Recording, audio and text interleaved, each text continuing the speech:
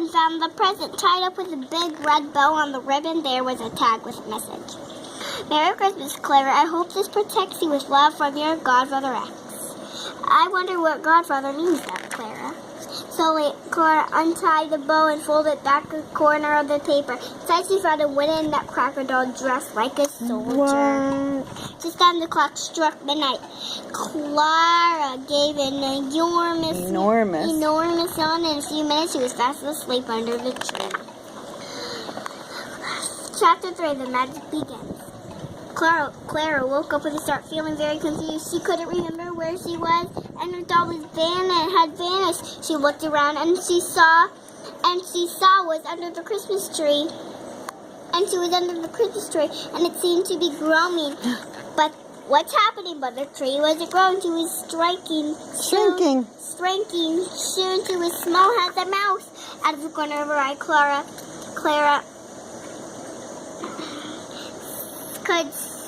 thought she saw something leaping around. Frightened, she darted behind a present, and heard the tree rustle behind her. Clara spun around. Don't be afraid, Clara. I won't hurt you, said a friendly voice. Clara was unpunished.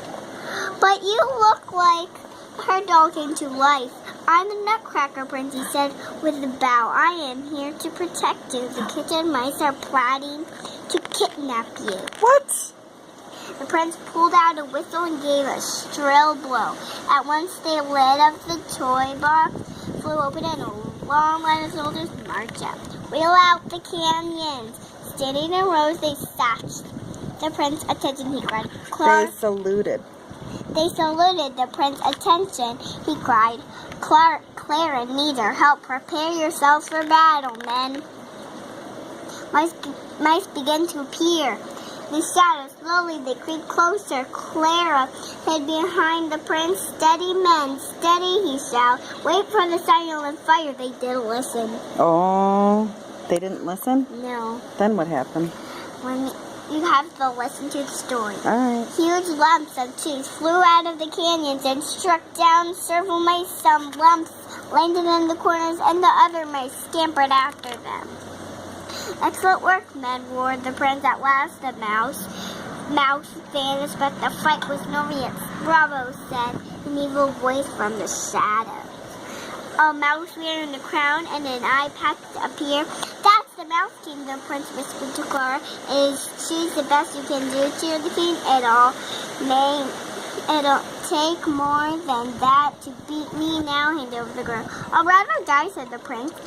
That can be arranged, the Mouse King sneered. What? Soon the prince and the Mouse King were locked in battle. Their search as they danced around the room.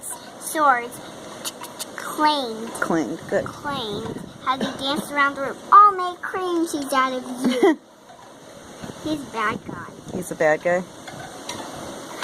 Take that, you're rashly rodent. Well. That is her struck. The prince tripped on a lump of cheese and sprawled on the floor, seizing his chance. The Mouse King put his sword to the prince's neck. I'm going to enjoy this, he said, laughing. As the Mouse King pulled back his sword, Clara whipped off her shoe and threw it as hard as she could at his head. He fell in a heap at the floor, on the floor, knocked out cold. Oh.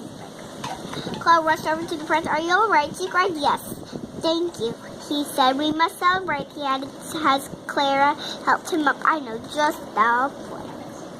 The prince led Clara to a golden sleigh behind the Christmas tree and helped her aboard. Off we go, boys, the prince called to his 4 reindeer. One isn't Rudolph or Clarice. See, no red nose. Oh, sorry.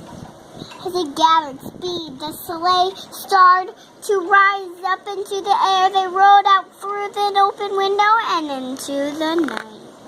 After some time, they came to a forest covered with crisp white snow. We are nearly at our first stop, the prince announced. Hold on, we're going down.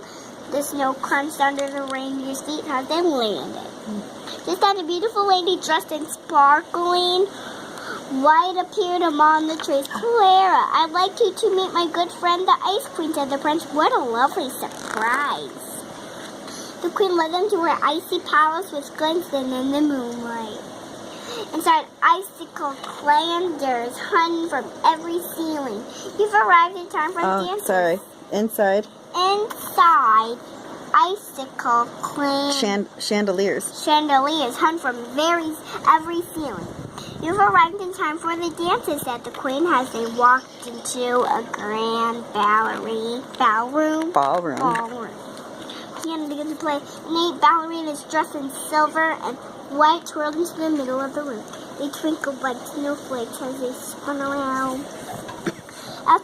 I'll always remember this, whispered Clara to the prince, as the music came to an end.